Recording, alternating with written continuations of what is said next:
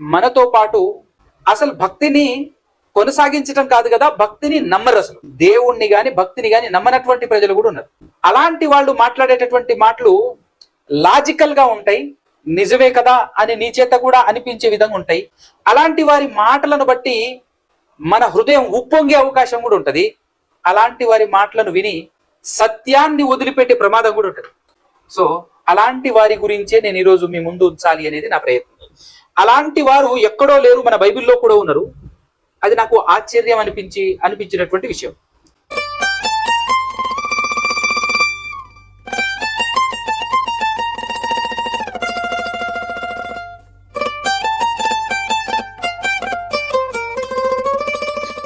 సర్వశక్తిమంతుడు, సర్వోన్నతుడు, సమస్త సృష్టిని సృష్టించిన మన అందరి కన్నతండ్రి అయినటువంటి ఆ ఏకైక దేవదేవునికి, ఆయన కుమారుడు, మన రక్షకుడు యేసుక్రీస్తు ప్రభుల వారి ద్వారా పరిశుద్ధాత్మ సహాయముతోనే వేవేల స్తుతి స్తోత్రాలు తెలియజేస్తున్నాను. అదేవిధంగా ఆయన మాటలు విని వినబడినటువంటి మాటలను హృదయంలో ప్రజలపరుచుకొని వాటి ప్రకారంగా బ్రతకాలి అనే ప్రయత్నం పడుతున్నటువంటి మీ అందరికీ కూడా క్రీస్తు పేరటనే నా యొక్క శుభములు, వందనాలు తెలియజేస్తూ ఉన్నాను. జాగ్రత్తగా కొన్ని విషయాలు మనం ఆలోచన చేసేటటువంటి ప్రయత్నం చేద్దాం. దేవుడు ఒక మహాద్భుతమైనటువంటి జ్ఞాన గ్రంథాన్ని మన చేతిలో ఉంచాడు. ఆ గ్రంథాన్ని నేర్చుకుంటూ, తెలుసుకుంటూ, ధ్యానించుకుంటూ దేవుడు మనకిచ్చినటువంటి ఈ చిన్ని జీవితాన్ని జాగ్రత్తగా లీడ్ చేసుకుంటూ ఆయన ఉన్న మహాలోకానికి చేరుకోవాలి అనేటటువంటి ప్రయత్నం మనమందరం చేస్తున్నప్పటికీ కూడా అనేక ఇబ్బందులు అనగా పరిస్థితులు మనిషిని ఎన్నో రకాలుగా మార్చివేయగలిగేటటువంటిది ఏంటి అంటే పరిస్థితులను బట్టి మనిషి అనేక కోణాల్లో ఆలోచిస్తుంటాడు, అనేక రకాలుగా ఆలోచిస్తూ నడుస్తూ ఉంటాడు. అయితే ఈ పరిస్థితులకు అతీతంగా బ్రతకాలి, బ్రతికే ప్రయత్నం చేస్తూ ముందుకు సాగాలి. ఇదొక సవాల్ భక్తి జీవితంలో. అయితే మరొక విషయం ఏంటి అంటే మన తోటి సహోదరులు, మనలాంటి మనుషులు, మనతో పాటు ఉన్నటువంటి వారి యొక్క ఇన్ఫ్లుయెన్స్ లేదంటే వారి ద్వారా ప్రభావితమయ్యేటటువంటి అవకాశం కూడా లేకపోలేదు. దానివల్ల కూడా మన ఈ భక్తి జీవితంలో లేదా ఆధ్యాత్మికమైనటువంటి జీవితంలో దారి తప్పే అవకాశం, పక్కకెళ్ళే అవకాశం కూడా లేకపోలేదు. అయితే ఇలాంటి ప్రమాదాలు ఎన్నొచ్చినా కూడా మనం దారి తప్పకుండా, పక్కకు వెళ్లకుండా అనేక అంశాలు, అనేక పరిస్థితులు, అనేక వ్యక్తులు మన నిత్య జీవితంలో ఎదురుపడుతూ అనేకమైనటువంటి విషయాలు వినటం మాత్రమే కాకుండా అనేకమైనటువంటి సిచ్యువేషన్స్, సందర్భాలను ఎదుర్కొంటూ ముందుకు సాగుతూ ఉంటాం. కాబట్టి అలాంటి పరిస్థితుల్లో మన విశ్వాసం లేదంటే మన భక్తి జీవితం సన్నగిల్లకుండా మనల్ని మనం బలపరుచుకుంటూ మనల్ని మనం భక్తి మార్గంలో నుంచి పక్కకు వెళ్ళిపోకుండా కాపాడుకునేటటువంటి ప్రయత్నం చేయాలి. అది చేస్తూ ముందుకు సాగాలి. అందుకోసమే ప్రతి దినం మనం ఏదో ఒక రకంగా భక్తికి సంబంధించినటువంటి విషయాలను వింటూ, చదువుతూ, ధ్యానిస్తూ, డిస్కస్ చేస్తూ ముందుకు సాగుతూ ఉంటాం. అలా అనేక ఏవైతే భక్తిలో నుంచి పక్కకు నెట్టివేసేటటువంటి ప్రమాదం ఏదైతే ఉందో ఆ ప్రమాదాలు ప్రస్తుత కాలంలో మరింతగా ఎక్కువైపోయాయి అని చెప్పొచ్చు. ఎందుకంటే సోషల్ మీడియా కాలం ఇది. ఈ సోషల్ మీడియా కాలంలో వింత బ్రతుకు విధానం ఒకటి ఏర్పడింది. అదేంటి అని అంటే చాలా విచిత్రంగా ఆలోచించినప్పుడు చాలా వింతగా అనిపించింది నాకు. ఈ సోషల్ మీడియా అనేది రాక మునుపు ప్రతి ఒక్కరూ కష్టపడి బ్రతకాలి, చెమటోడ్చి బ్రతకాలి, ఏదో ఒక పని చేసి బ్రతకాలి అని బ్రతుకుతుండేటటువంటి వారు, బ్రతకటం కోసం ఖచ్చితంగా శ్రమించేవారు, పని చేసేటటువంటి వారు. కానీ అందులో ఓన్లీ మన భారతదేశంలో ఉన్నటువంటి సిచ్యువేషన్ ని బట్టి ఒకవేళ మనం మాట్లాడుకోగలిగితే అదేదో వర్డ్ ఉపయోగిస్తారు, పరాన్న జీవులు అని చెప్పేసి, రైటేనా? ఆ విధంగా ఇతరుల మీద ఆధారపడి, ఇతరుల మీద డిపెండ్ అయి వాళ్ళను శాసిస్తూ, అంటే శాసించటం కూడా న్యాయమైన పద్ధతి ఉంటుంది. శాసిస్తూ బ్రతకటం, రూల్ చేస్తూ బ్రతకటం, న్యాయకత్వం చేస్తూ బ్రతకటం అనేటటువంటి దాంట్లో కూడా ఒక న్యాయమైనటువంటి విధి విధానం, న్యాయమైనటువంటి పద్ధతి ఉంటుంది. సోర్స్ ని అప్లై చేస్తూ, అంటే సర్వీస్ ఇస్తూ, ఫర్ ఎగ్జాంపుల్ గా మన ప్రభుత్వం ఎలాగైతే మనల్ని పరిపాలిస్తూ మన దగ్గర నుంచి పన్ను వసూలు చేస్తూ, అలా ప్రభుత్వం చేసేటటువంటి వారు, అధికారులు మన నుంచి పన్ను వసూలు చేసి వారు జీవనాన్ని కొనసాగిస్తున్నారు. అది న్యాయమైనటువంటి పద్ధతి. కానీ అనవసరమైనవి, లేనటువంటివి, మనిషిని జ్ఞానం వైపుకు కాకుండా అజ్ఞానం వైపుకు నెడుతూ అజ్ఞాన అంధకారంలో నడిపిస్తూ వాళ్ళ దగ్గర నుంచి వాళ్ళ మీద ఆధారపడి బ్రతకటం అనేటటువంటిది ఒక అన్యాయంగా బ్రతికేటటువంటి బ్రతుకు అని చెప్పొచ్చు. సో ఈ విషయాన్ని ఎందుకు చెప్పాను నేనంటే, దాన్ని బేస్ చేసుకునే ఈరోజు అలాంటిదే ఈరోజు ఒక కొత్త జీవన విధానం సోషల్ మీడియా వచ్చేసిన తర్వాత వచ్చింది. అదేంటిది అంటే హృదయాలను తృప్తిపరుస్తూ బ్రతకటం. హృదయాలను తృప్తిపరుస్తూ బ్రతకటం, ఏదో కష్టపడి బ్రతకటం కాదు. ఎదుటివాడి హృదయాన్ని తృప్తిపరిస్తే, సాటిస్ఫై చేస్తే, ఆనందపరిస్తే బ్రతకటం మాత్రమే కాకుండా ఎదుటోడి హృదయాన్ని ఆనందపరచడం వల్ల కేవలం బ్రతకటం మాత్రమే కాకుండా లగ్జరియస్ లైఫ్ లీడ్ చేయొచ్చు. మిగతా వాళ్ళు కష్టపడుతున్నటువంటి వాళ్ళందరికంటే గొప్పగా బ్రతకవచ్చు. తన హృదయాన్ని ఆనందింపచేస్తే తన శ్రమనంతా దోచుకోవచ్చు. ఇది modern life style social media వచ్చేసిన తర్వాత విపరీతం అయిపోయింది, ఎక్కువైపోయింది. ఎలా ఎదుటోడి అంటే మిగతా మనుషుల యొక్క హృదయాలను ఎలా తృప్తిపరుస్తున్నారు, ఎలా ఆనందపరుస్తున్నారు అని అంటే, కొంతమంది మాట్లాడి వాళ్ళ హృదయాన్ని సంతోషపరచడం, దానివల్ల వారి జేబులో ఉన్నటువంటి కాసు ఇతని జేబులోనికి రావటం, మాటల చేత తృప్తిపరచటం, మాటల చేత వారి హృదయాన్ని ఆనందింపచేయటం, లేదంటే పాటలు పాడి వారి హృదయాన్ని ఆనందింపచేయటం, లేదంటే ఏదో నృత్యం అంటే డాన్సులు చేసుకుంటూ ఎదుటోడి హృదయాన్ని సంతోషపరచడం, ఆనందపరచడం, లేదంటే నటించి ఎదుటోడి హృదయాన్ని ఆనందపరచడం, లేదంటే ఏదో హాస్యం పండించి జోకులు వేస్తూ కామెడీ చేస్తూ.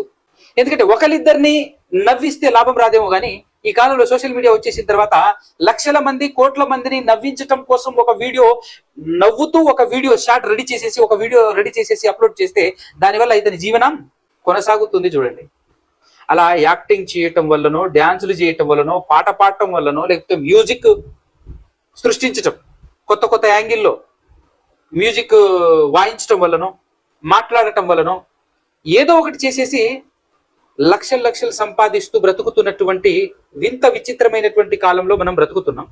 సో ప్రతి ఒక్కరు సోషల్ మీడియా మీద పడుతున్నారు. సోషల్ మీడియాను ఉపయోగించుకొని ఈ విధంగా బ్రతకటం ఒక కొత్త జీవన విధానం అని అనిపించింది నాకు. సో ఈరోజు ఆధ్యాత్మికమైనటువంటి మార్గంలో, భక్తి మార్గంలో నడుస్తున్నటువంటి మనం కూడా ఆ వేలోనే ఉన్నాం అనుకోండి. ఇట్ మీన్స్ దాని ద్వారా సంపాదించకపోయినప్పటికీ, దాని ద్వారా లాభాన్ని పొందకపోయినప్పటికీ వాటినైతే చూస్తున్నాం కదా, వాటి ద్వారా ఖచ్చితంగా మనం తృప్తి పడుతున్నాం.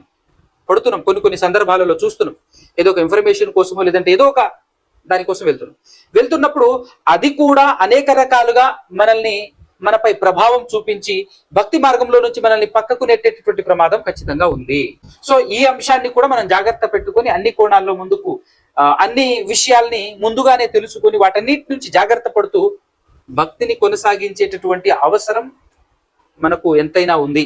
అయితే ఈ విషయాలన్నీ మీ ముందుంచడానికి గల కారణం ఏంటి అని అంటే, ఈరోజు మీకు కొన్ని విషయాలు తెలియకపోవచ్చు, కానీ రాను ఖచ్చితంగా ఏదో ఒక దినాన, ఏదో ఒక రోజున, ఏదో ఒక సందర్భంలో ఇవన్నీ మన ముందుకు వచ్చే అవకాశం ఉంటుంది. అలా వచ్చినప్పుడు కాస్త మన హృదయాన్ని ఆనందింపచేస్తే, మనకు తృప్తిగా, సంతోషకరంగా, వింతగా అనిపిస్తే ఖచ్చితంగా మనం పడిపోయే అవకాశం, దారి తప్పే అవకాశం ఉంటుంది. అది ఇప్పటి వరకు మీకు రావచ్చు, రాకపోవచ్చు, కానీ ఖచ్చితంగా ఫ్యూచర్ లో వచ్చే అవకాశం ఉంది. వచ్చినా కూడా మనం పడిపోకుండా ఉండటం కోసం అని చెప్పేసి విషయాలు మేము ముందుంచేటటువంటి ప్రయత్నం చేస్తాం. అయితే ఇలా భక్తి మార్గాన్ని నమ్ముతున్నటువంటి ప్రజలముగా, భక్తిని కొనసాగిస్తున్నటువంటి వారముగా ఉన్నటువంటి మనము బ్రతుకుతున్నాం సమాజంలో. మనతో పాటు అసలు భక్తిని కొనసాగించడం కాదు కదా, భక్తిని నమ్మరు. అసలు దేవుణ్ణి గాని భక్తిని గాని నమ్మనటువంటి ప్రజలు కూడా ఉన్నారు. అలాంటి వాళ్ళు మాట్లాడేటటువంటి మాటలు లాజికల్ గా ఉంటాయి, నిజమే కదా అని నీ చేత కూడా అనిపించే విధంగా ఉంటాయి. అలాంటి వారి మాటలను బట్టి మన హృదయం ఉప్పొంగే అవకాశం కూడా ఉంటుంది. అలాంటి వారి మాటలను విని సత్యాన్ని వదిలిపెట్టే ప్రమాదం కూడా ఉంటుంది. సో అలాంటి వారి గురించే నేను ఈరోజు మీ ముందు ఉంచాలి అనేది నా ప్రయత్నం. అలాంటి వారు ఎక్కడో లేరు, మన బైబిల్లో కూడా ఉన్నారు. అది నాకు ఆశ్చర్యం అనిపించినటువంటి విషయం. అదేంటి అంటే, యేసుక్రీస్తు ప్రభుల వారి కాలంలో యేసుక్రీస్తు ప్రభుల వారిని కల్లారా చూస్తున్నప్పటికీ ఆ కాలంలో ఒక బ్యాచ్ యేసుక్రీస్తుతో పాటు తిరిగింది, యేసుక్రీస్తు వెనకాల తిరిగింది. ఆ బ్యాచ్ పేరే సద్దుకయ్యులు అనేటటువంటి బ్యాచ్. వీళ్ళెవరో కాదు, ఇలాంటి సద్దుకయ్యులు బైబిల్లో మనం చూసినటువంటి సద్దుకయ్యులు సమాజంలో కూడా ఉన్నారు, మన సమాజంలో కూడా ఉన్నారు, మన తరంలో కూడా ఉన్నారు, మన చుట్టుపక్కల కూడా ఉన్నారు. కాకపోతే వాళ్ళను గుర్తించటంలో, వాళ్ళను ఐడెంటిఫై చేయటంలో కనుక మనం ఫెయిల్ అయిపోతే ప్రమాదంలో పడిపోయే అవకాశం మనకు కూడా ఉంటుంది. ఇంతకు ఈ సద్దుకయ్యులు ఏవి నమ్ముతారు, వీళ్ళ విశ్వాసం ఏమిటి అని అంటే ఒక్కసారి మన బైబిల్లో నుంచి చూద్దాం. అపోస్తుల కార్యములు 23వ అధ్యాయము. ఇక్కడ పౌలు గారు పట్టబడతాడు అనమాట. పట్టబడటం అంటే పౌలు గారిని ఆయన ప్రయాణం సువార్త దండయాత్ర ముగించుకున్న తర్వాత యెరూషలేంకి వస్తే, ఆ యెరూషలేంలో పట్టుకున్న తర్వాత సన్హెడ్రిన్ అని చెప్పేసి కొంతమంది ఉంటారు కదా, 70 మంది సభాముఖ్యులు, వాళ్ళందరూ కలిసి ఇతన్ని విచారించడం కోసం, లేదంటే ఇతను చేస్తున్నది తప్పు అని చెప్పేసి ఇతన్ని శిక్ష విధించడం కోసం అని చెప్పేసి ఆయన పట్టుకుంటారు. అలా పట్టుకున్నప్పుడు ఏంటి నీ గురించి నువ్వేం చెప్పుకుంటావు, అసలు ఏంటి సంగతి అని చెప్పేసి పౌలు గారిని అడిగినప్పుడు పౌలు గారు చెప్పినటువంటి మ్యాటర్, అలా పౌలు గారు ఆ సభలో మాట్లాడుతున్నప్పుడు ఆ సభలో ఈ సద్దుకయ్యులు అనేటటువంటి వారు తెగవారు ఉన్నారు, అలాగే పరిసయ్యులు అనేటటువంటి వారు ఉన్నారు. అయితే ఈ సద్దుకయ్యుల యొక్క నమ్మకం, లేదంటే వీళ్ళేం నమ్ముతున్నారు అనేది మనం చూసినట్లయితే 23వ అధ్యాయంలో 6వ వచనం నుంచి చూద్దాం. వారిలో ఒక భాగము సద్దుకయ్యులను మరి ఒక భాగము పరిసయ్యులనై ఉన్నట్టు పౌలు గ్రహించి, సహోదరులారా, నేను పరిసయ్యుడను, పరిసయ్యుల సంతతి వాడను, మనకున్న నిరీక్షణను గూర్చియు మృతుల పునరుద్ధానమును గూర్చియు మృతుల పునరుద్ధానమును గూర్చియు నేను విమర్శింపబడుచున్నానని సభలో బిగ్గరగా చెప్పాను. అతడలాగు చెప్పినప్పుడు పరిసయ్యులకును సద్దుకయ్యులకును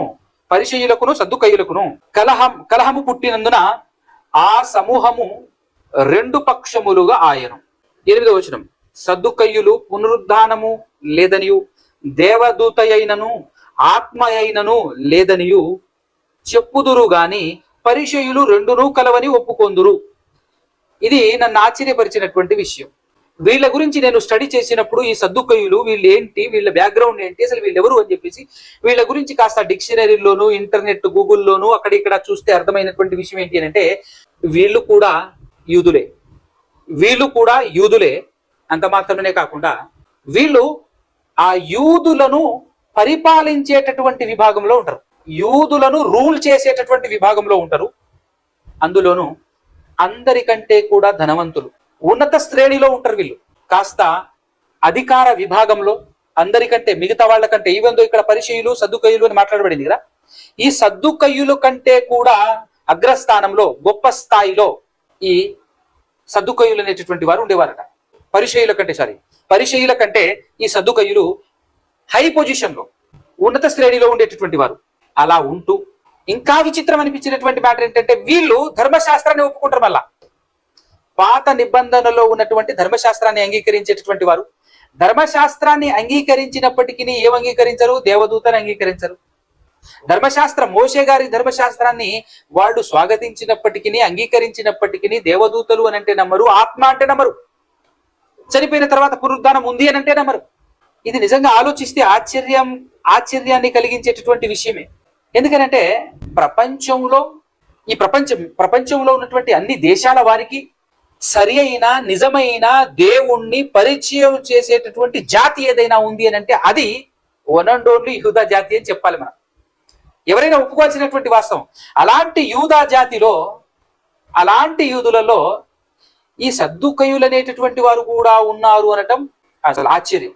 ఎందుకంటే వీళ్ళు ఇప్పుడు అద్భుతాలు కూడా మరి ఆ కాలంలో జరిగాయి అని అంటే వాటిని కూడా పరిపూర్ణంగా వీళ్ళు నమ్మేవాళ్ళ లేదా అసలు ఏంటి అనేటటువంటి వివరణ ఇంకాస్త డీప్ గా వెళితే గనుక మరి ఆశ్చర్యకరమైనటువంటి విషయాలు మనకు వెలుగులోకి వస్తాయేమో. కానీ ఇప్పటి వరకైతే వాళ్ళు ఆత్మను నమ్మరు, దేవదూతల్ని నమ్మరు అని అంటే దేవదూతల్ని నమ్మకుండానే మోషే గారి ధర్మశాస్త్రం నమ్మటం ఏంటి అని అనిపించింది. ఎందుకంటే మోషే గారికి దేవుడు డైరెక్ట్ గా ఇవ్వలే. మనకు తెలుసు దేవదూత ద్వారా ఇవ్వబడింది అని. దేవదూత ద్వారా మోషే గారిని నియమించడం కూడా జరిగింది అనేటటువంటి విషయం ఇదే అపోస్తుల కార్యం 7వ అధ్యాయంలో చూస్తూ ఉంటాం.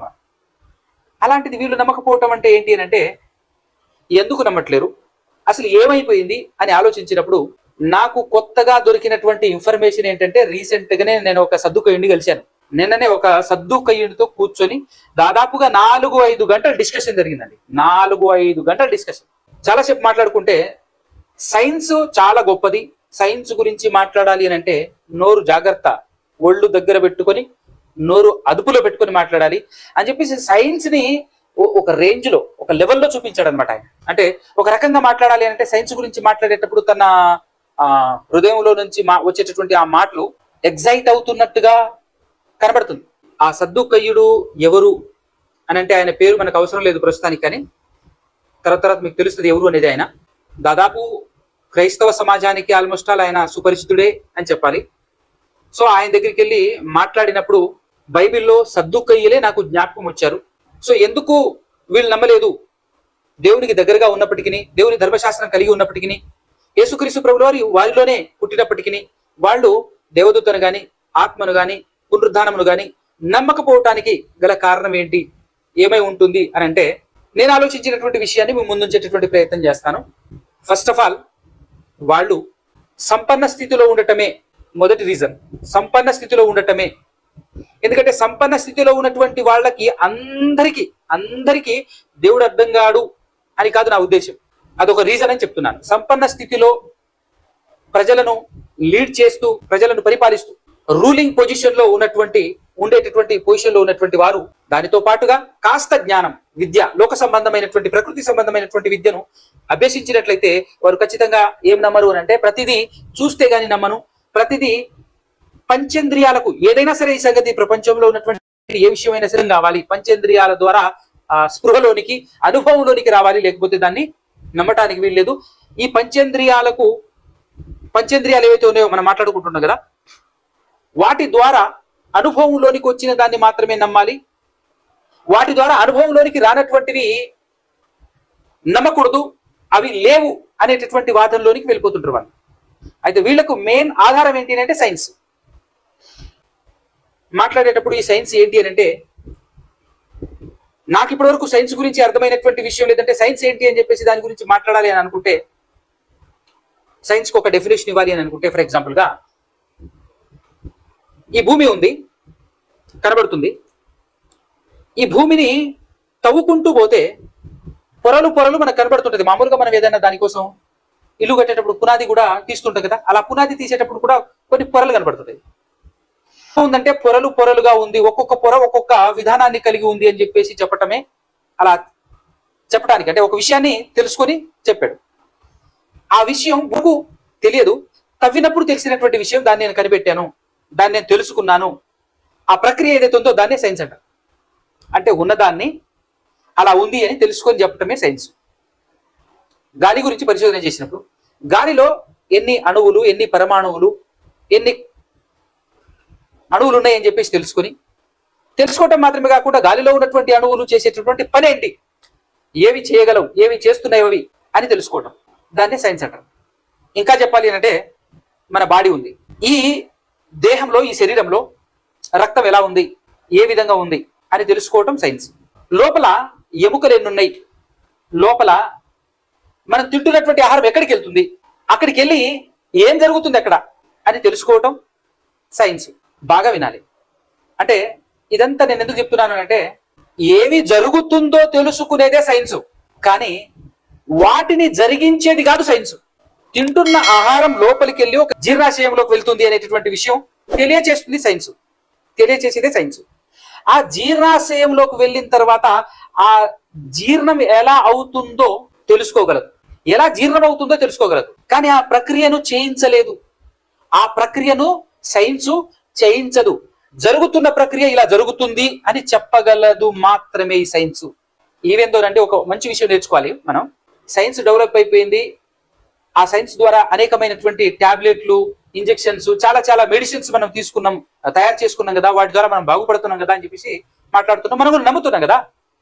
కానీ ఇక్కడ ఒక విషయం మనం డీప్ గా ఆలోచించి తెలుసుకోవాల్సినటువంటి విషయం మనం ఖచ్చితంగా తెలుసుకోవాలి. బైబిల్ పట్టుకున్నటువంటి వాళ్ళు తెలుసుకోవాలి.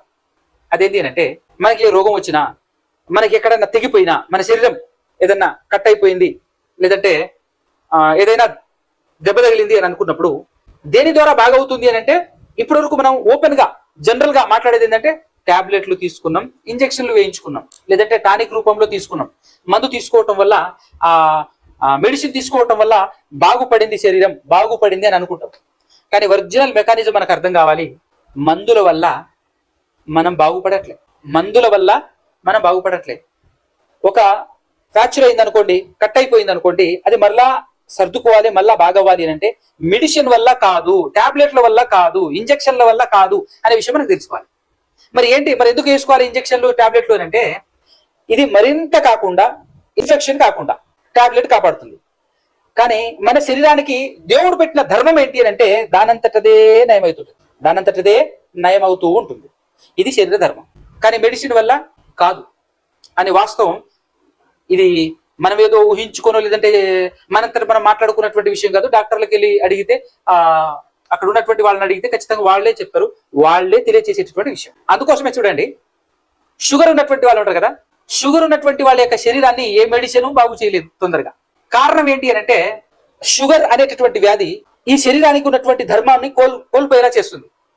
శరీరానికి ఉన్నటువంటి ధర్మం అంటే ఆటోమేటిక్ గా శరీరం బాగుపడటం అనేటటువంటి ధర్మాన్ని దేవుడు పెట్టాడు. దాన్ని లేకుండా చేసేదే, ఆ ధర్మానికి విరుద్ధంగా పనిచేసేదే షుగర్ అనేటటువంటి వ్యాధి. దానివల్ల తొందరగా బాగుపడదు.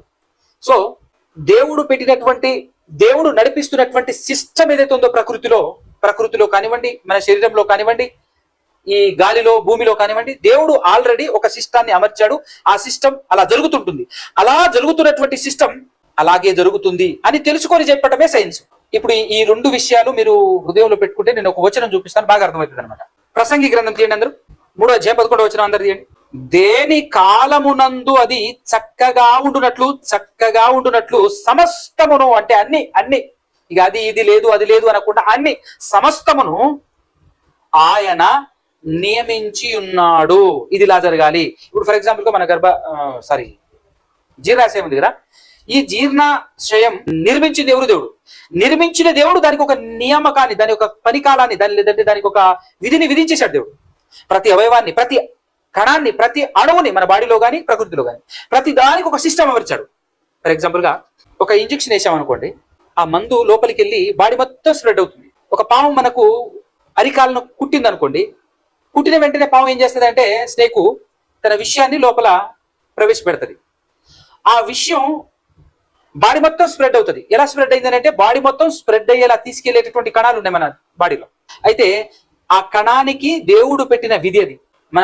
మనం తాగటం కానీ తినటం కానీ, ఏ వస్తువు తిన్నా, ఏ మెటీరియల్ తాగినా కూడా జీర్ణ వ్యవస్థలోనికి వెళ్ళిన తర్వాత బాడీ మొత్తం స్ప్రెడ్ అవ్వటం కోసం ఒక సిస్టాన్ని దేవుడు ఏర్పాటు చేశాడు. అది నువ్వు విషయం తాగినా లేకపోతే జ్యూస్ తాగినా రెండింటికి ఒకే రీతిగా స్పందించి ఒకే రీతిగా స్ప్రెడ్ చేసేటటువంటి ప్రక్రియను, ఆ విధిని కలిగి ఉన్నాయి బాడీలో ఉన్నటువంటి అణువులు, పార్ట్స్ అన్ని కూడా. ఆ విధిని విధించింది దేవుడు. అది మనం గుర్తిస్తే అద్భుతంగా మనకు విషయం అర్థమవుతుంది. ఆ విధిని విధించినటువంటి దేవుడు దేని కాలమందు అది చక్కగా ఉండునట్లు సమస్తమును ఆయన నియమించి ఉన్నాడు. ఆయన శాశ్వత కాల జ్ఞానమును నరుల హృదయమందుంచి ఉన్నాడు. శాశ్వత కాల జ్ఞానం అంటే దీన్ని మనకు అర్థమయ్యే విధానంలో చెప్పాలి అని అంటే ఆపరేటింగ్ సిస్టమ్ అనాలి. ఒక సిస్టమ్, ఒక కంప్యూటర్ ఉంటుంది కదా, కంప్యూటర్ కి ఆపరేటింగ్ సిస్టమ్ ఒకటి ఇన్స్టాల్ చేస్తారు. ఫస్ట్ ఆపరేటింగ్ సిస్టమ్ అది ఇన్స్టాల్ చేస్తారు. ఇన్స్టాల్ చేసిన తర్వాత మనకు కావాల్సినటువంటి సాఫ్ట్వేర్లన్నీ ఇన్స్టాల్ చేసుకుంటుంటాం. కొన్నిసార్లు పాతకాలంలో, ఇప్పుడైతే బాగా అడ్వాన్స్డ్ ఆపరేటింగ్ సిస్టమ్ చేసిన తర్వాత మాక్సిమం అన్ని సాఫ్ట్వేర్లు సపోర్ట్ చేస్తుంది. కానీ ఒకప్పుడు ఉన్నటువంటి XP కానివ్వండి, విండోస్ XP 2 అని చెప్పేసి కొన్ని వెర్షన్స్ ఉంటాయి, విండోస్ 7 అని చెప్పేసి, విండోస్ 10 అని చెప్పేసి చాలా ఉన్నాయి. అందులో కొన్ని సాఫ్ట్వేర్ కి సపోర్ట్ చేయదు. ఇదేంది ఈ సాఫ్ట్వేర్ ఇన్స్టాల్ చేస్తుంటే తీసుకోవట్లేదు, నీ సిస్టమ్, నీ కంప్యూటర్ తీసుకోవట్లేదు ఏంటంటే తీసుకోవటానికి దానికి లేదనమాట, ఆ కేపబిలిటీ లేదు. సో ఆ విధమైనటువంటి ఆపరేటింగ్ సిస్టమ్, ఒక సిస్టమ్ ఉన్నట్టుగా దేవుడు కూడా మనకు ఒక ఆపరేటింగ్ సిస్టమ్ మానవునికి పెట్టాడు.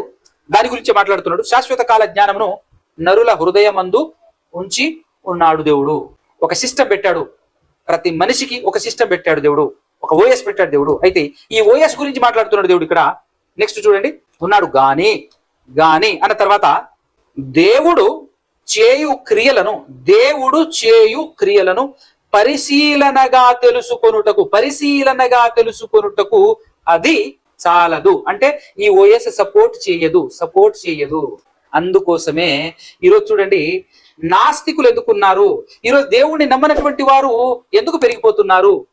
దానికి గల కారణం ఏంటి అంటే ఈ సైన్స్ వచ్చేసిన తర్వాత ప్రతిదీ పరీక్షించి తెలుసుకోవాలబ్బా, ప్రతిదీ పరీక్షించి తెలుసుకోవాలి, పరీక్ష చేయాలి, నిర్ధారణ అవ్వాలి, రుజువు అవ్వాలి అని చెప్పి ఏ విధంగా రుజువు చేస్తావు, ఏ విధంగా పరిశీలన చేస్తావు అని అన్నప్పుడు మరలా వీళ్ళ పరిశోధన ఎలా ఉంటుంది అంటే మొత్తం భౌతికత మీదనే ఉంటుంది.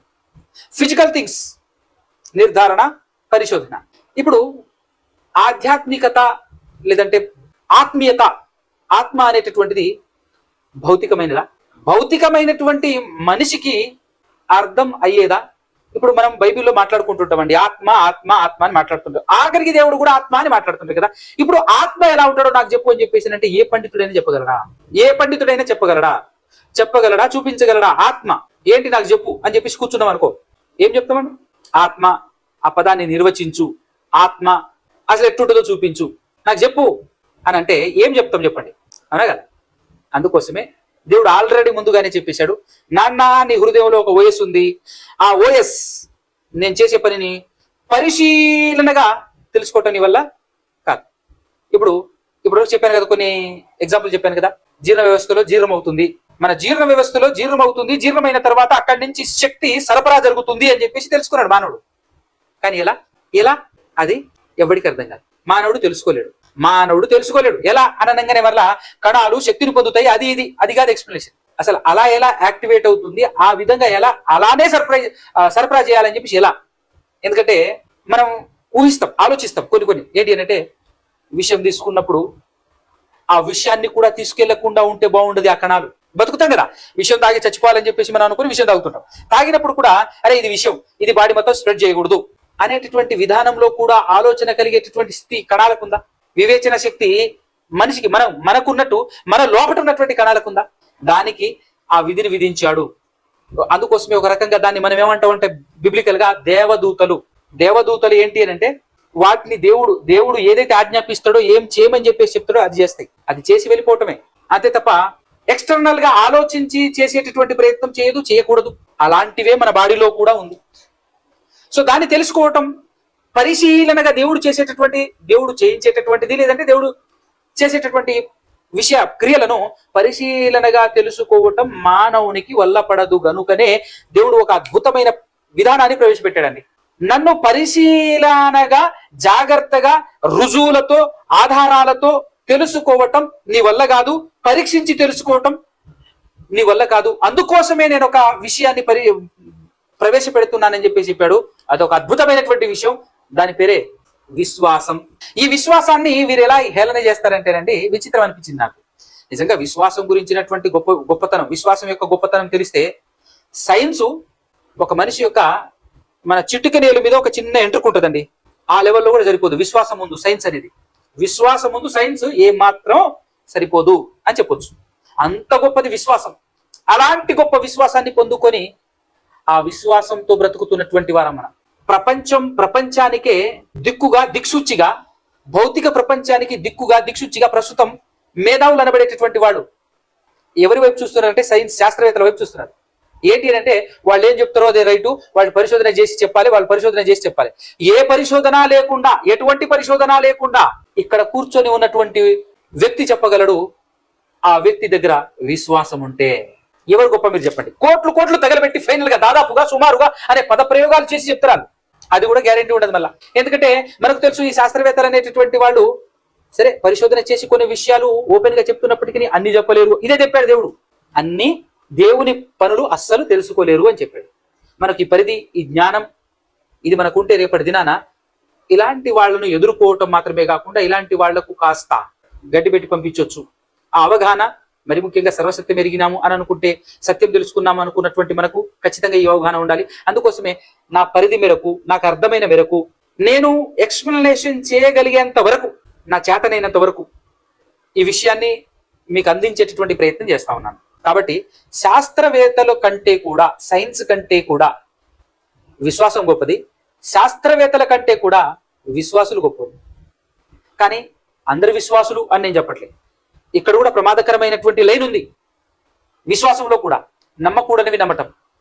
విశ్వాసం అంటే ఏంటి అంటే, అసలు ఈ విశ్వాసం ఎలా కలుగుతుంది, ఎలా పుడుతుంది అని అంటే, వినుట వలన విశ్వాసం కలుగుతుంది అని బైబిల్ చెప్తుంది. కానీ వీళ్ళేం మాట్లాడతారంటే, ఏదైనా నేను నమ్మాలంటే చూస్తేనే నమ్మాలి, చూసి నమ్మాలి అని మాట్లాడేటటువంటి వాళ్ళే ఈ సద్దుకైల బ్యాచ్ లాంటి వాళ్ళు, ఈ కాలంలో నాస్తికులు అని పిలువబడుతున్నటువంటి వాళ్ళు, సత్యాన్వేషిని అని చెప్పేసి పేరు పెట్టుకొని దీని రుజువు ఏంటి, దాని రుజువు ఏంటి అని చెప్పేసి మాట్లాడుతున్నటువంటి వాళ్ళు. వీళ్ళందరూ చూస్తేనే నేను నమ్ముతాను. వింత విచిత్రం ఏంటంటే, చూసిన తర్వాత నమ్మడం ఏంది? చూసిన తర్వాత నమ్మటం ఏంటి అంటున్నా నేను. అసలు నమ్మకం అనేటటువంటి మాటకు అర్థం తెలియదు వీళ్ళకు. నమ్మటం అని అంటే చూడకుండా నమ్మేదే, చూడకుండా విని నమ్మటం. ఈ లాజిక్, దీని లాజిక్ కూడా అనొచ్చు కావచ్చు. ఈ ఇంత చిన్న విషయాన్ని, ఈ లాజిక్ని ఎలా మర్చిపోతారో వీళ్ళు అర్థం కాదు. మళ్ళీ పెద్ద మేధావులు అన్నట్టుగా మాట్లాడుతుంటారు, చాలా జ్ఞానవంతులు అన్నట్టు మాట్లాడుతారు. వీళ్ళ జీవితంలో అనేక విషయాలు నమ్ముతుంటారు, ఇక్కడికి వచ్చి నమ్మరు. అనేక విషయాలు చూడకుండానే నమ్ముతారు, ఇక్కడికి వచ్చి నమ్మరు. ఇక్కడికి నమ్మకపోవడం వల్ల భయంకరమైనటువంటి నష్టం. అంత మాత్రమే కాకుండా దీన్ని నమ్మటం కోసం పరిశోధన స్టార్ట్ చేసేసి పరిశీలించి నేను తెలుసుకొని నమ్ముతా అనేవాడు ఎప్పటికీ నమ్మడు. ఎందుకంటే సృష్టికర్త అయిన దేవుడు చెప్పాడు నీ వల్ల కాదు అన్నాడు. పరిశీలన చేసి తెలుసుకోవడం అది నీ వల్ల కాని పని, నీ చేత కాని పని. అందుకోసమే విని నమ్ము అన్నాడు. దేవుడు ఉన్నాడు, ఎస్ నమ్ము. విన్నావా? నమ్ము. ఆ నమ్మకం వల్ల ఎంత గొప్ప విషయాన్ని కూడా ఛేదించవచ్చు. చనిపోయిన తర్వాత ఏం జరుగుతుందో పరిశోధన చేసి ఎవడని తెలుసుకోగలడా? ఎవడైనా తెలుసుకోగలడా? కానీ ఈ సైన్స్ చెప్పలేదు. చచ్చిపోయిన తర్వాత ఏం జరుగుతుందో ఎవరు చెప్పలేడు, ఏ సైన్స్ చెప్పలేదు. అందుకోసమే చెప్పాను, సైన్స్ కంటే ఎన్నో వేల రెట్లు, లక్షల రెట్లు, కోట్ల రెట్లు గొప్పదిరా విశ్వాసం అని. నేను ఎందుకు చెప్తున్నానంటే విశ్వాసంతో బ్రతికుండగానే చచ్చిపోయిన తర్వాత ఏం జరుగుతుందో చెప్పవచ్చు. విశ్వాసంతో అంత గొప్పది విశ్వాసం. అందుకోసమే అనేక సార్లు కూడా నేను చెప్పాను, సైన్స్ కంటే ఎన్నో రెట్లు గొప్పది విశ్వాసం అని. నిన్నటి దినాన నేను 4-5 గంటలు ఆ వ్యక్తితో చర్చ చేసిన తర్వాత నాకు ఒకటి అనిపించింది, నిజంగా విశ్వాసం ఎంత గొప్పది. అందుకోసమే దేవుడు నమ్మండి, విశ్వసించండి, పదే ఆధ్యాత్మికమైనటువంటి విషయంలోనికి వచ్చేసిన తర్వాత పరిశీలన చేయండి అని చెప్పలే. విశ్వసించండి, నమ్మండి, విశ్వసించండి అని చెప్పబడింది. కాబట్టి ఈ శాస్త్రవేత్తలు కూడా చెప్పలేనటువంటి విషయాలు మనం చెప్పొచ్చు. దానికి ఒక మాట చెప్పి నేను ముగించే ప్రయత్నం చేస్తాను. హెబ్రీలకు రాసినటువంటి పత్రిక తీయండి ఒకసారి. హెబ్రీ పత్రిక 11వ అధ్యాయము. విశ్వాసమునకు ఉన్నటువంటి డెఫినేషన్ కూడా అక్కడే ఉంటుంది. అక్కడ మరొక విషయం కూడా గొప్పగా ఉంటుంది. చూడండి, విశ్వాసమనున్నది నిరీక్షింపబడు వాటి యొక్క నిజ స్వరూపమును అదృశ్యమైనవి ఉన్నవనుటకు రుజువునై ఉన్నది అన్నాడు. విశ్వాసం అదృశ్యమైనవి అసలు లేనే లేవు అని అంటాడు. వింతగా విచిత్రమైనటువంటి యాంగిల్ చూశాను. మేబీ మీకు ఆశ్చర్యం కలగొచ్చు. చాలాసేపు డిస్కస్ చేసినప్పుడు నేను వేసినటువంటి ప్రశ్న ఇదే. ఆయనకు నేను వేసినటువంటి ప్రశ్న ఏంటంటే, ఈ శాస్త్రవేత్తలు అనేటటువంటి వాళ్ళు సృష్టి గురించి ఇప్పటి వరకు భయంకరమైనటువంటి పరిశోధన చేసి ఇది ఎలా ఏర్పడిందో చెప్పలేకపోయారు, ఎలా నిర్మితమైందో చెప్పలేకపోయారు. ఊహించి రకరకాలుగా 2-3 రకాల సిద్ధాంతాలు చెప్పారే తప్ప వాటికి ఒక ఖచ్చితత్వమైనటువంటి ప్రూఫ్లు, ఆధారాలు ఇవ్వలేకపోయారు. అంత మాత్రమే కాకుండా ఈ ప్రకృతి ఎంతైతే ఉందో, ఈ ప్రకృతి ఉన్నదాన్ని ఒక 100% అని అనుకుంటే అందులో మాకు జస్ట్ 5% కూడా పరిపూర్ణంగా మేము తెలుసుకోలేదు అని మేధావి వర్గం, ప్రపంచం నమ్ముతున్న మేధావులు, ప్రపంచానికి దిక్సూచిగా కనబడుతున్నటువంటి మేధావులు చెప్తున్నటువంటి మాట, ఈ ప్రకృతి మొత్తాన్ని కనీసం 5% కూడా, అంటే చాలా తక్కువ మేము తెలుసుకున్నది, ఇంకా తెలుసుకోవాల్సింది చాలా ఉంది అని చెప్పారు వాళ్ళు. అంటే ఇప్పటి వరకు ఎంత పరిశోధన చేసినప్పటికీ ఈ ప్రకృతి ఎలా పుట్టింది, సృష్టి ఎలా ఆవిర్భవించింది అనేది ఆధారాలతో నిరూపించలేకపోయారు, చూపించలేరు ఎన్నటికీ ఎప్పటికీ. కానీ విశ్వాసంతో నేను చెప్తా చూడు, మనం చెప్తాం చూడు. నెక్స్ట్ లైన్ చదవండి, ఇక్కడ 11వ అధ్యాయంలో అదృశ్యమైనవి ఉన్నవనుటకు రుజువునై ఉన్నది విశ్వాసం అనేటటువంటిది అని చెప్పిన తర్వాత 2వ వచనంలో దానిని బట్టియే పెద్దలు సాక్ష్యము పొందిరి. తర్వాత 3వ వచనం, ప్రపంచములు దేవుని వాక్యము వలన నిర్మాణమైనవనియు అందును బట్టి దృశ్యమైనది కనబడేడు పదార్థములచే నిర్మింపబడలేదనియు విశ్వాసము చేత గ్రహించుకొనుచున్నాము. విశ్వాసము చేత మేము ఇది గ్రహించాము. నీ పరిశోధన చేత ఇది తప్పు అని నిరూపించగలవా? ఇది రైట్ అని ఆధారాలతో కానీ చూపించగలవా? నీ పరిశోధనతో ఏమైనా చేయగలవా? నీ సైన్స్తో, నీ శాస్త్రంతో, నీ సైన్స్తో ఏమైనా చేయగలవా? ఏవి చేత కాదు కదా. చేత కానప్పుడు ఇదే ఊటంగించి కోట్ చేసి నేను అడిగినటువంటి ప్రశ్న, మనిషి ఈ ప్రకృతిని చూస్తుంటే, ఫర్ ఎగ్జాంపుల్ గా సూర్యుడు, చంద్రుడు, నక్షత్రాలు, భూమి అని చెప్పేసి కనబడుతున్నటువంటి వాటిని చూస్తుంటే ఎన్నో రెట్లు, కొన్ని కోట్ల రెట్లు పెద్దవి మనిషితో పోలిస్తే. ఈ మనిషి వాటన్నిటిని, కనబడుతున్నటువంటి వాటన్నిటిని పరిపూర్ణంగా తెలుసుకోవటానికి ప్రయత్నం చేశాడు ఇప్పటి వరకు ఎన్నో వందల సంవత్సరాలు. పరిశోధన చేసినప్పటికీ కనీసం చెప్పుకోదగ్గ పర్సంటేజ్ లో కూడా ఇంకా తెలుసుకోలేదు. ఈ ప్రకృతిని చెప్పుకోదగ్గ విషయం, చెప్పుకోదగ్గంత రేంజ్ లో కూడా లేదు. అలాంటి ఈ మనిషి ఇంత ప్రకృతిని కలిగించినటువంటి దేవుణ్ణి తప్ప రైటా, ఆయన మాట్లాడింది ఒప్ప రైటా అని చెప్పేసి డిస్కస్ చేయగలిగేటటువంటి జ్ఞానం ఈ మనిషికి ఉందా? ఇది నేను వేసినటువంటి ప్రశ్న అనమాట.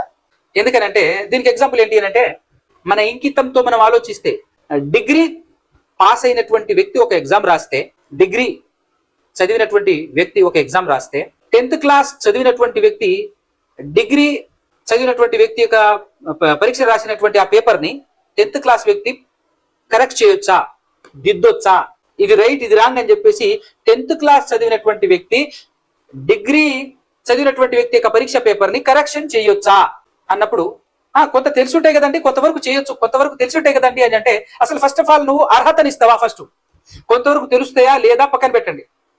అసలు అతనికి ఆ అధికారం నువ్వు ఇస్తావా కదా?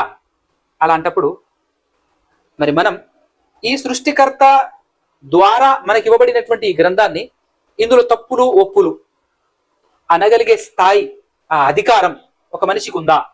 ఇది ఫస్ట్ ఆలోచించుకోవాల్సినటువంటి ప్రశ్న. ఈ ప్రశ్న నేను వేయడానికి గల కారణం ఏంటి అంటే, ఆ వ్యక్తి తనంతట తాను, ఆ సద్దుకయుడు అనేటువంటి వ్యక్తి తనంతట తాను స్టార్టింగ్ లోనే ఇచ్చినటువంటి ఒక అద్భుతమైనటువంటి స్టేట్మెంట్లు ఏమి ఇచ్చాడంటే, ఆయనే ఇచ్చినటువంటి స్టేట్మెంట్ ఏంటి అంటే, మీరు ఒప్పుకుంటారా ఒప్పుకోరా అన్నారు. ఎస్, మేము ఒప్పుకుంటామని చెప్పాను. ఇచ్చిన స్టేట్మెంట్ ఏంటి అంటే, ఈ భూమి మీద అన్నీ తెలిసిన మనిషి లేడు, ఏమి తెలియని మనిషి కూడా లేడు. కరెక్టేనా కాదా అన్నారు. ఈ స్టేట్మెంట్ ఓకేనా కాదా అంటే, ఎస్ 100% దాన్ని మేము అంగీకరిస్తాం. అన్నీ తెలిసిన వ్యక్తి లేడు, ఏమి తెలియని వ్యక్తి కూడా లేడు అన్నప్పుడు, ఇప్పుడు మనం కూడా ఏమి అన్ని తెలిసిన వ్యక్తులం కాదు.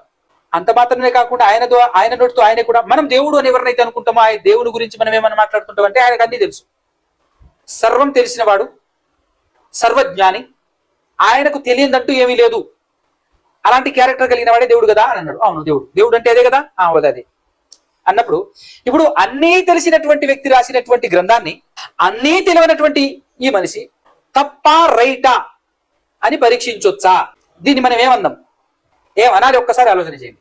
దీన్ని ఏమనాలి అని అంటే, పిహెచ్డి చేసినటువంటి వ్యక్తి యొక్క పాఠాలను 10th క్లాస్ వ్యక్తి వచ్చేసి, 10th క్లాస్ కూడా అనకూడదు ఇక్కడ, ఫిఫ్త్ చదివినటువంటి వ్యక్తి వచ్చేసి, నువ్వు రాసినటువంటి ఎగ్జామ్ నువ్వు ఎంతవరకు కరెక్ట్ రాసావో, నువ్వు ఎంతవరకు రాంగ్ రాసావో నేను చెప్తాను, ఈ పేపర్ తీసుకురా అని చెప్పేసి ఒక పిహెచ్డి క్యాండిడేట్ తీసుకొచ్చేసి, పిహెచ్డి క్యాండిడేట్ రాసినటువంటి పరీక్ష పేపర్ని తీసుకొచ్చేసి 5th క్లాస్ చదివినటువంటి వ్యక్తి, నేను దిద్దుతాను ఈ పేపర్ అని చెప్పేసి అంటే ఎంత హాస్యాస్పదంగా ఉంటుందో, ఎంత విడ్డూరంగా ఉంటుందో, ఎంత జ్ఞానకరంగా ఉంటుందో. ఇది అంతే అని చెప్పాను నేను. ఎందుకంటే బైబిల్ 1కి 100 సార్లు నీ జీవితకాలం మొత్తం చదువుకుంటూ, ఆయన ఇంటెన్షన్, ఏ ఇంటెన్షన్ తో ఆయన రాశాడు, ఏ ఉద్దేశంతో ఆయన రాయించాడో, ఆయన ఉద్దేశాన్ని అర్థం చేసుకోవటం కోసం ప్రయత్నం చేస్తూ సాగాలి తప్ప, ఇందులో తప్పులు రైట్లు, ఏది తప్పు ఏది రైటు అని నిర్ధారణ చేయగలిగే శక్తి గాని, సామర్థ్యం గాని, అధికారం గాని ఏవీ లేవు మనిషికి. ఏ మనిషి అయినా సరే మనిషికి. సావు పుట్టుకలు లేనివాడు రాయించినటువంటి గ్రంథాన్ని, ఆయన చేత చావు పుట్టుకులు నియమింపబడి, ఆయన చేత నిర్మించబడి, ఆయన చేత సృష్టింపబడినటువంటి నీవు దీన్ని తప్పు ఒప్పు అని నిర్ధారించగలిగే శక్తి ఉందా?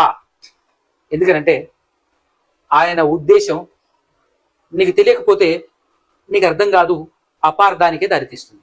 నీ ఓఎస్తో నువ్వు ఆలోచిస్తావు, నీ ఆపరేటింగ్ సిస్టమ్తోనే నువ్వు ఆలోచిస్తావు, కానీ నీ ఆపరేటింగ్ సిస్టాన్ని నువ్వు క్రాస్ చేయలేవు కదా, నీ వల్ల కాదు కదా. ఎలాగైతే ఒక కంప్యూటర్కి ఒక ఓఎస్ సిస్టమ్, ఒక ఓఎస్ ఆపరేటింగ్ సిస్టమ్ ఉంటుందో, దానికి ఏదైతే సపోర్ట్ చేస్తుందో అదే సపోర్ట్ చేస్తుంది తప్ప, దాన్ని సపోర్ట్ చేయలేనటువంటి సాఫ్ట్వేర్ ని తీసుకొచ్చేసి మనం గనుక ట్రై చేస్తే, ఎన్నిసార్లు ట్రై చేసినా అది రిజెక్ట్ చేస్తుంది తప్ప అది ఎలా చేయదు, దానికి స్పందించదు. అది ఎంత సత్యమో ఇది అంతే సత్యం. అందుకోసమే బైబిల్ని 100% ఇంచ్ టు ఇంచ్ 66 పుస్తకాలు పరిపూర్ణంగా అర్థం చేసుకున్న మనిషి లేడు. బైబిల్ అసలు ఒక ముక్క కూడా అర్థం కాలేదు అన్న వ్యక్తి కూడా లేడు. ఇది బైబిల్ అర్థం 1కి 4 సార్లు చదువుతూ ఉన్నప్పుడు, ఒకసారి చదివినప్పుడు అర్థం కాని విషయం, తప్పుగా అనిపించిన విషయం ఇంకొకసారి చదివినప్పుడు రైట్ అని అనిపిస్తుంది. దాంతోనే మనకు అర్థం కావాలి. దీన్ని అర్థం చేసుకోవటానికే చదవాలి తప్ప తప్పు పట్టడానికి చదవకూడదని. దైవ గ్రంథాన్ని ఎప్పటికైనా అర్థం చేసుకోవటానికే చదవాలి తప్ప తప్పు పట్టడానికి చదవరాదు, చదవకూడదు. కాబట్టి విశ్వాసం ఎంత గొప్పది చూడండి. విశ్వాసం ఎంత గొప్పది. మనకు ఒక సాక్షి సమూహం ఉంది, శాస్త్రవేత్తల సమూహం కాదు, సాక్షి సమూహం. చాలా మంది కొన్ని ఎగ్జాంపుల్ చెప్పి బైబిల్లో నుంచి కొన్ని ఎగ్జాంపుల్ చెప్పి నేను పాట ముగించేస్తాను. విశ్వాసంకున్న బలం, విశ్వాసంకున్న పవర్ చెప్తాను. విశ్వాసం ఎంత గొప్పదో చెప్తాను. ఎర్ర సముద్రం దేవుడు 2 పాయలుగా చీల్చినప్పుడు అందులో పడి నడుచుకుంటూ వెళ్ళింది ఎవరు అని అంటే విశ్వాసులు. ఇక్కడే రాయబడుతుంటది. ఒక్కసారి 28వ వచనం 11వ అధ్యాయం హెబ్రీయుల పత్రిక 29వ వచనం చూడండి. విశ్వాసమును బట్టి వారు పొడి నేల మీద నడిచినట్లు ఎర్ర సముద్రములో బడి నడిచిపోయింది. దేన్ని బట్టాక? విశ్వాసమును బట్టి. నెక్స్ట్, ఐగుప్తీయులు వీళ్ళెవరు? విశ్వాసం లేనివారు. విశ్వాసం లేనివారు. ఐగుప్తీయులు అలాగూ చేయజూచి మునిగిపోయింది. అంటే విశ్వాసం ఎంత గొప్పది. ఇప్పుడు సైన్స్ ద్వారా సముద్రాన్ని ఆ విధంగా చేయగలరా? సముద్రాన్ని అవతల నుంచి యువతలకి ఆ విధంగా దాటగలరా? సైన్స్ ద్వారా ఎండిపోజేయగలరా? ఇక్కడ విశ్వాసంతో జరిగినటువంటి కార్యక్రమం చూడు ఎంత గొప్పగా ఉందో. అలాగే షద్రక్, మెషకు, అబేద్నెగోలు అనేటటువంటి వారు విశ్వాసంతో నిలబడి ఉన్నారు. వారి కళ్ళ ముందు ఫిజికల్ గా, భౌతికంగా కనబడుతుంది భయంకరమైనటువంటి అగ్ని. వాళ్ళ కళ్ళ ముందు రాజు చక్రవర్తి కనబడుతున్నాడు, పరిగెత్తుకుని వస్తున్నాడు. వేడివేడిగా మండుతున్నటువంటి అగ్నిగుండంలో వీళ్ళని తోసేయాలి అని చెప్పేసి రాజుగారు వేడిగానే ఉన్నారు. అగ్నిగుండం కూడా ఇంకా భయంకరమైనటువంటి వేడిగా ఉంది, వేయటానికి సిద్ధంగా ఉన్నారు. వీళ్ళు ఏం నమ్ముకున్నారు? సైన్స్ ని నమ్ముకున్నారా? విశ్వాసంతో ఉన్నారా? అగ్ని కనబడుతుంది, పక్కా కాలిపోతుంది అని చెప్పేది ఎవరు? సైన్స్. అగ్ని కాలిపోతుంది అని చెప్తుంది సైన్స్. విశ్వాసం ఎంత గొప్పదో చూడండి ఒక్కసారి. విశ్వాసం, రేయ్ నా దేవుడు కాపాడతాడు. విశ్వాసం. కాపాడకపోయినా పర్లేదు, విశ్వాసం ఎంత గొప్పగా ఉంది. వేసినప్పుడు వీళ్ళని ఎత్తుకొని వేసినప్పుడు బాగా ఆలోచన చేయండి. ఎత్తుకున్నది విశ్వాసం లేనివారు, ఎత్తబడింది విశ్వాసం కలిగినటువంటి వారు. ఎత్తబడి లోపల విసిరేయబడ్డారు. అయితే ఆ మంట దగ్గరికి ఇద్దరు వెళ్ళారు. విశ్వాసం కలిగినటువంటి వ్యక్తి వెళ్ళాడు, విశ్వాసం లేని వ్యక్తి వెళ్ళాడు. కానీ కాలిందెవరు? విశ్వాసం లేనివాడు కాలిపోయాడు. విసిరేసినటువంటి వాళ్ళు విశ్వాసం లేనివాడు, వాళ్ళు కాలిపోయారు. కానీ విశ్వాసం ఉన్నటువంటి వ్యక్తి, ఆ వ్యక్తులు ముగ్గురు తిరుగుతున్నారు. కనీసం ఆ మంట, ఆ అగ్ని స్మెల్ కూడా రాకుండా నీటిగా బయటకు వచ్చారు అని అంటే ఏది పవర్ఫుల్? దేవునితో అనుసంధానం కలిగించేటటువంటిది విశ్వాసం. మనిషితో ముడిపడింది, మనిషి చేసే పనులతో ముడిపడింది శాస్త్రం, సైన్స్. ఏది గొప్పది? దేవునితో ముడిపడింది విశ్వాసం, మనుషులతో ముడిపడింది సైన్స్. ఏది గొప్పది? ఏది ఉన్నతమైంది? ఏది అమోఘమైంది, అద్భుతమైంది? పరిశోధన అని కొన్ని కోట్లు తగలబెట్టినప్పటికీ కూడా వాస్తవాన్ని నీట్గా ఓపెన్ గా చెప్పలేదు. కానీ అది విశ్వాసంతో ఉన్నట్టుగా చెప్పగలరు. ఏముందో, ఏం జరుగుతుందో, ఈ ప్రపంచం వెనకాల ఎవరు ఉన్నారో, తయారు చేసింది ఎవరో, నిర్మించింది ఎవరో, ఈ ప్రపంచం ఎందుకు ఇలా నడుస్తుందో, నెక్స్ట్ ఏం జరగబోతుందో కూడా అన్ని చెప్పగలడు ఒక విశ్వాసి. అందుకోసమే యేసుక్రీస్తు ప్రభువారు సూచించారు, నాన్న మీరు ఈ లోకానికి వెలుగు, అందరు చీకట్లో నడుస్తున్నారు, నువ్వు వాళ్ళందరికీ ముందు నడవాలి. ముందు నడిచి ఈ ప్రపంచాన్ని దారి చూపించాల్సింది శాస్త్రవేత్త కాదు, విశ్వాసి. నువ్వు నా ఈ లోకానికి వెలుగు అన్నాడు కదా. ఇంకా చెప్పాలి అంటే మనం కూర ప్రిపేర్ చేసుకుంటాం, అద్భుతమైనటువంటి స్మెల్ వస్తుంటది.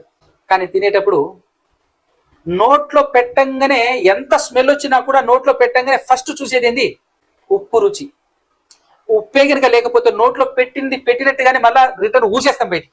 చక్కగా ప్రిపేర్ చేసినా, చక్కగా వండినా, బాగా ఉడికినా, అనేక మసాలాలు దంచేసినా, గుమగుమలాడేటటువంటి విధంగా అన్ని మసాలాలు దంచుకొట్టినప్పటికీ కూడా అక్కడ ఉప్పు అనేటటువంటిది లేకపోతే అంతా వ్యర్థమే. ఆ ఉప్పుతో పోల్చాడు నిన్ను, నన్ను, మనల్ని యేసుక్రీస్తు ప్రభువారు. నాన్న ఈ లోకానికి నువ్వు ఉప్పు అన్నాడు. ఉప్పు.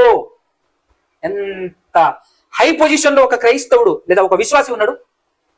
ప్రపంచాన్ని నడిపించాల్సిన బాధ్యత కలిగి ఉన్నాడు విశ్వాసి. ప్రపంచమే అంధకారంలో నడుస్తుంటే అంధకారంలో నుంచి ఉద్భవించాల్సిన వెలుగు విశ్వాసం. ఈ ప్రపంచం నడుస్తుంది కటిక చీకటిలోనికి, నరకం అనేటటువంటి కటిక చీకటిలోనికి నడుస్తుంది. అందులో నుంచి వెలుగులోనికి నడిపించే బాధ్యత కలిగి ఉన్నటువంటి వ్యక్తి విశ్వాసి. ఎంత గొప్పదండి విశ్వాసం, ఎంత గొప్పది విశ్వాసం చూడండి. అలాంటి విశ్వాసం గురించి తూలనాడటమా? అలాంటి విశ్వాసం గురించి హేళనగా మాట్లాడటమా? ప్రపంచానికి దిక్కో, మనిషికి అర్థం కాని అనేక విషయాలను చాలా ఓపెన్ గా, ఈజీగా, సజావుగా నీ ముందు పెట్టగలిగేది విశ్వాసం. సైన్స్ వల్ల కాదు, సైన్స్ వల్ల కాదు. కానీ విశ్వాసం అన్ని విషయాలు విశదీకరించగలదు. అన్ని విషయాలు విశ్వాసం ద్వారా చెప్పలేనటువంటిది, విశ్వాసం ద్వారా చేయలేనటువంటిది అంటూ ఏది ప్రపంచంలో లేదు. విశ్వాసంతో సమస్తం సాధ్యం. అదే చెప్పాడు యేసుక్రీస్తు ప్రభువు గారు. నమ్ముట వలన సమస్తము సాధ్యం. బా ఎంత గొప్పదండి విశ్వాసం. నిజంగా అందుకోసమే మనం విశ్వాసులముగా ఉన్నందుకు గర్వించాలి, గర్వపడ. బా ఎంత గొప్ప విశ్వాసాన్ని మనం కలిగి ఉన్నాం, ఎంత గొప్ప విశ్వాసాన్ని కలిగి ఉన్నాం. విశ్వాసం కూడా సరైనటువంటి విధానంలో ఉండాలి, సరైనటువంటి యాంగిల్లో ఉండాలి, సరైనటువంటి విధానంలో ఉండాలి. లేనిది నమ్మటం మూఢనమ్మకం. కనబడంది ఉన్నది కానీ కనబడదు, కనబడంది కానీ ఉంటది ఖచ్చితంగా, దాన్ని నమ్మటమే విశ్వాసం. మూఢనమ్మకం నమ్మకమే కదా, విశ్వాసమే కదా అని చెప్పేసి ప్రతిదాన్ని నమ్మటం కాదు, లేనిది నమ్మటం కాదు, అది మూఢనమ్మకం, అంధవిశ్వాసం. కానీ ఒరిజినల్ విశ్వాసం ఉన్నదాన్ని నమ్మాలి, కానీ అది కనబడదు. మరి అది కనబడకపోయినా అది ఉంది అని ఎవరు చెప్తారు అని అంటే దేవుడు చెప్తాడు. అదే నిన్ను నన్ను మనల్ని పుట్టించిన దేవుడు, ఈ సృష్టిని సృష్టించిన దేవుడు చెప్తాడు. అందుకోసమే ఈరోజు క్రైస్తవ ప్రపంచానికి మనం పదే పదే రిక్వెస్ట్ చేసి చెప్తున్నటువంటి విషయం ఏంటంటే, బైబిల్లో లేనిది ఎవ్వడు చెప్పకూడదు, చెప్తే మీరు నమ్మకూడదు. బైబిల్లో లేనిది చెబితే నమ్మితే అది మూఢనమ్మకం. విశ్వాసం అనేటటువంటిది ఎంత గొప్పదో మనం ఆలోచన చేస్తే ఇక్కడ ఎంత అద్భుతమైందో మనకు అర్థం కావాలి. విశ్వాసం మామూలుగా సైన్స్ ఏం చెప్తుంది? అగ్ని కాలిపోతుంది, ఖచ్చితంగా ఏది వేసినా కాలిపోతుంది, ఇది సైన్స్ చెప్పేటటువంటి విషయం. కానీ విశ్వాసం ఏం చేసింది చూడండి, అగ్నిలోకి వెళ్ళి తిరిగి వచ్చినా కూడా కనీసం ఆ స్మెల్ కూడా రాలేదు వాళ్ళకి. అది విశ్వాసం. చూసారా ఎంత గొప్పదో విశ్వాసం. అలాగే సింహాల బోనులో మన దానియేలు గారు వెళ్ళటం, ఆయన కూడా సైన్స్ ఏం చెప్తుంది? ఖచ్చితంగా ఆకలితో ఉంటే చంపి తినేస్తాయి, ఆకలితో లేకపోతే నేను ముట్టుకోవు. ఇది మామూలుగా మనుషులు చెప్పేటటువంటి పాయింట్. కానీ భయంకరమైనటువంటి ఆకలితో ఉన్నప్పటికీ కూడా దానియేలు గారి లోపలికి వెళ్తే ఏ మాత్రం ముట్టుకోకుండా పట్టుకోకుండా ఉండటం కారణం విశ్వాసం. సైన్స్ కంటే కూడా కొన్ని వేల లక్షల రెట్లు గొప్పది విశ్వాసం. ఎందుకు అని అంటే, విశ్వాసం అనేటటువంటిది దేవునితో సంబంధం కలిగినది. మనిషిని దేవునితో సంబంధం కలిగించేటటువంటి అంశమే విశ్వాసము. కానీ సైన్స్ అనేటటువంటి మనిషితో మనిషికి ఉండేటటువంటి బంధం, మనిషికి మధ్య ఉండేటటువంటి బంధం సైన్స్ అయితే, దేవునికి మనిషికి మధ్య ఉండేటటువంటి బంధమే విశ్వాసం.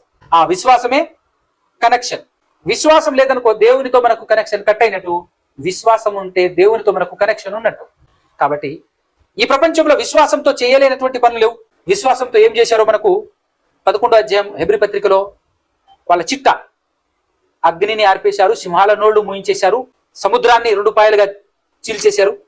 ఇంకా చెప్పాలి అంటే రాజ్యాలను జయించారు, చాలా చేశారు. అంత మాత్రమే కాకుండా విశ్వాసంతో నిలబడి ప్రాణాలు ఇచ్చారు. మామూలు విషయం కాదు. ఈ ప్రపంచంలో మనం టాలీ చేస్తే విశ్వాసం వల్ల జరిగినటువంటి కార్యక్రమాలు ఎన్ని, మామూలుగా సైన్స్ అంటావా ఇంకోటంటావా వాటి ద్వారా జరిగినటువంటి కార్యక్రమాలు ఎన్ని అని చెప్పేసి ఒకసారి ఆలోచన చేస్తే మైండ్ బ్లాక్ అయ్యి మనుషులు నివ్వెరపోయేటటువంటి విషయాలు బయటపడతాయి. ఈ ప్రపంచంలో విశ్వాసం ద్వారా అనేకమైనటువంటి కార్యక్రమాలు జరిగినాయి, చేశారు. ప్రకృతికి విరుద్ధంగా, విధికి విరుద్ధంగా కూడా అనేకమైనటువంటి పనులు చేశారు విశ్వాసం ద్వారా జరిగినటువంటి పనులు ఎన్నైతే ఉన్నాయో అందులో కనీసం 1% కూడా బయట సైన్స్ కానివ్వండి వేరేదేది చేయలేదు. క్రియలు అలానే జరిగాయి, ఇన్ఫర్మేషన్ కూడా అలాగే అందింది, జ్ఞానం కూడా అందింది విశ్వాసం ద్వారా. భయంకరమైనటువంటి జ్ఞానం ప్రపంచానికి అందింది విశ్వాసం ద్వారా. అనేకమైనటువంటి కార్యక్రమాలు జరిగింది విశ్వాసం ద్వారా. ఆ విషయాలన్నీ సాక్ష్యం ఇచ్చేది మనకు బైబిల్ గ్రంథం. చర స్థిర ఆస్తులను కూడా అమ్మి సమాజాన్ని స్థాపించారు మొట్టమొదటి శతాబ్దంలో కేవలం విశ్వాసం ద్వారా. చాలా మంది సమాజాన్ని స్థాపించాలని చెప్పేసి అనేక ఉద్యమాలు, అనేక రకాలైనటువంటి ప్రయత్నాలు చేశారు. కానీ అది విశ్వాసంతోనే సాధ్యమవుతుంది అని చెప్పేసి నిరూపించి చూపించారు మొదటి శతాబ్దపు కాలంలో ఉన్నటువంటి విశ్వాసం. అది విశ్వాసంతోనే సాధ్యం. విశ్వాసంతోనే మరణం తర్వాత యేసుక్రీస్తు ప్రభువు వారు చనిపోయినా కూడా 3వ దినాన తిరిగి లేవటానికి గల కారణం విశ్వాసం. ఎంత గొప్పది చూడండి. ఈ విశ్వాసం ద్వారానే నిరంతరం జీవించవచ్చు, దేవుడు ఉన్నటువంటి లోకంలో దేవుని దగ్గరికి వెళ్ళొచ్చు. విశ్వాసం ఉంటేనే. ఎంత గొప్పది విశ్వాసం, ఎంత అమోఘమైంది, అద్భుతమైనది. కరెక్ట్ గా ఒక పర్ఫెక్ట్ స్టేట్మెంట్ ఇవ్వాలి అంటే ఈ విశ్వాసం గురించి కూడా చెప్పాను, మరి మీరు విన్నారో లేదో. విశ్వాసంలో కూడా మళ్ళా తేడా ఉంది. అంటే విశ్వాసంలో కూడా లేనిది నమ్మటం మూఢ విశ్వాసం, మూఢనమ్మకం. ఉన్నది కానీ కనబడదు, కనబడకుండా ఉన్నది, కనబడకుండా ఉండేది దాన్ని నమ్మటం రియాలిటీ విశ్వాసం. అందుకోసమే బైబిల్ కలిగినటువంటి వారు, దైవ గ్రంథం కలిగినటువంటి వారు ఈ గ్రంథంలో ఉన్నదే నమ్మాలి, లేనిది నమ్మకూడదు అని ఎందుకు చెప్పామనంటే, ఉన్నది కానీ కనబడదు దాన్ని మనం నమ్మాలి, అది విశ్వాసం అన్నాము. లేనిది నమ్మటమే మూఢ విశ్వాసం, అంధవిశ్వాసం అని అంటున్నాము. అయితే కనబడంది ఉన్నట్టుగా మనకు చెప్పేది ఎవరు? కనబడని దాన్ని నమ్మటం. మరి అది కనబడకపోయినా ఉన్నది అని మనకు చెప్పేది ఎవరు అని అంటే దేవుడు చెప్తాడు. దేవుడు చెప్పాడు మనకు. అందుకోసమే ఆ దేవునికి మాత్రమే తెలుసు ఏది ఉందో ఏది లేదు, ఏది ఉందో ఏది లేదో దేవునికి మాత్రమే తెలుసు. ఆ దేవుని గ్రంథం బైబిల్ అన్నప్పుడు ఈ బైబిల్లో ఉన్నదే మనం నమ్మాలి, బైబిల్లో ఉన్నది చెబితేనే నమ్మాలి, లేనిది చెప్తే నమ్మకూడదు. అదే మూఢనమ్మకం. అలాంటి మూఢనమ్మకం, అలాంటి మూఢ విశ్వాసం కలిగినటువంటి వారు చాలా మంది ఉన్నారు క్రైస్తవ్యంలో. వాళ్ళు లోకానికి వెలుగు కాదు, లోకాన్ని మరింత అంధకారంలో నడిపిస్తున్నటువంటి వాళ్ళు. నిజమైనటువంటి విశ్వాసులు ఎవరు అంటే ప్రపంచానికి వెలుగుగా ఉంటారు, ఈ ప్రపంచానికి ఉప్పుగా ఉంటారు. ప్రపంచానికి వెలుగుగాను ప్రపంచానికి ఉప్పుగాను ఉండేటటువంటి విశ్వాసం ఎవరు అంటే ఓన్లీ బైబిల్లో ఉన్నది జాగ్రత్తగా పరిశీలనాత్మకంగా తెలుసుకొని నమ్మేటటువంటి వాళ్ళు, దేవుని మాట ఉన్నది ఉన్నట్టుగా నమ్మేటటువంటి వాళ్ళు, ఈ ప్రపంచానికి దిక్సూచి లాంటి వారు, ఈ ప్రపంచాన్ని నడిపించాల్సినటువంటి వారు, ఈ ప్రపంచాన్ని అంధకారంలో నుంచి వెలుగులోనికి నడిపించాల్సినటువంటి వారు. అలాంటి గొప్ప గొప్ప బాధ్యత కలిగినటువంటి వాడే నిజమైన విశ్వాసం. శాస్త్రవేత్త కాదు, సైన్స్ కంటే గొప్పది విశ్వాసం, శాస్త్రవేత్త కంటే గొప్పవాడు విశ్వాసి.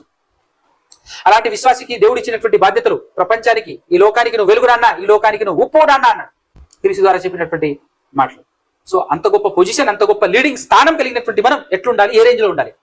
అంత గొప్ప విశ్వాసాన్ని కలిగినటువంటి మనం ఈ ప్రపంచంలో ఎంత కోట్లు పెట్టి ఎంత కాలం వృధా చేసేసి పరిశోధన చేసినా చెప్పలేనటువంటి విషయాలు ఈజీగా సజావుగా చెప్పగలడు ఒక విశ్వాసి. అది విశ్వాసం యొక్క రేంజ్, విశ్వాసం యొక్క స్థాయి. అంత గొప్ప విశ్వాసాన్ని కలిగి ఉన్న మనం ఎంత ఆనందపడాలి, ఎంత సంతోషపడాలి. కాబట్టి ఒక్కసారి మనం అందరం స్పృహ కలిగి బ్రతుకుదాం. ఈ ప్రపంచంలో మనతో సాటి అయినటువంటి వారు, సరిపోయినటువంటి వారు లేరు. ఉందా? ఉప్పుకు సమానమైంది ఉందా? వెలుగుకు మించినటువంటివి ఉందా? వాటితోనే దేవుడు మనల్ని ఎందుకు పోల్చాడు అంటే మనం అలా ఉండాలి. అలా లేదనుకో ఏమైతుంది? ఉప్పు సారం కోల్పోతే ఏమైతుంది? విశ్వాసి నువ్వు అది కోల్పోకూడదు. అంటే పొరపాటున లేనిది నమ్మావా, పోయినట్టే. నువ్వు ఉన్నది నమ్మాలి, కానీ కనబడది, కనబడనిది నమ్మటం, అదృశ్యమైనది ఉన్నవి అని నమ్మటమే విశ్వాసం, కానీ లేనిది నమ్మటం కాదు విశ్వాసం. ఎలా గమనించాలి, ఎలా గుర్తించాలి అని అంటే అది గుర్తించడం కోసమే ఒక అద్భుతమైనటువంటి ప్రామాణికం దేవుడు మనకి చేతికిచ్చాడు. ఇందులో ఉన్నదే నమ్మాలి, లేనిది నమ్మకం. లేనిది ఎవరు చెప్పినా నమ్మకం, మన పాస్టర్ చెప్పినా నమ్మకం. అలా నమ్మేటోడే నిజమైనటువంటి దిక్సూచి, ఈ లోకానికి వెలుగు, ఉప్పు. అలా నువ్వు నేను మనమందరం బ్రతకాలి. అంత గొప్పది విశ్వాసం అనే విషయం నేను చాలా అద్భుతంగా నాకు అర్థమైంది. అదే విషయాన్ని మీకు తెలియచేయాలి అని అనుకున్నాను. నేనైతే నాకు అర్థమైనటువంటి విషయాన్ని మ్యాక్సిమం మీకు అందజేసే ప్రయత్నమే చేశాను. దాన్ని మరింతగా మీరు కూడా ఆలోచించి తెలుసుకొని ముందుకు సాగాలి. మనం కూడా పరిశోధన అనే పదప్రయోగాలు జరుగుతూ ఉంటుంది, చేస్తూ ఉంటాం. మనం దేవుడిని తెలుసుకోవటానికి కాదు పరిశోధన. దేవుడు ఉన్నాడా లేడా, దేవుడు చెప్పింది రైటా కాదా, దానికి కాదు మన పరిశోధన. దేవుని క్రియలు, వాటికి కాదు మన పరిశోధన. విశ్వాసంతో దేవుడిని నమ్మేసిన తర్వాత దేవుడు చెప్పినటువంటి మాటలు, వాటిని మనం చేస్తున్నది పరిశోధన. దేవుని గ్రంథాన్ని ఎక్కువ ఇన్ఫర్మేషన్ లాగటం కోసం, మన గురించి, ప్రకృతి గురించి, ఈ సృష్టి గురించి, విశ్వం గురించి, మానవ మేధస్సు గురించి, మానవ ఆలోచనల గురించి తెలుసుకోవటం కోసం పరిశోధన. అందుకోసమే మనుషులందరూ గొప్పగా పొగుడుతున్నటువంటి వ్యక్తి ఐన్స్టీన్. ఆ ఐన్స్టీన్ చెప్పాడు, ఇది విజ్ఞానపు గని. ఆ గనిలో మనం పరిశోధిస్తున్నాం, వెతుకుతున్నాం.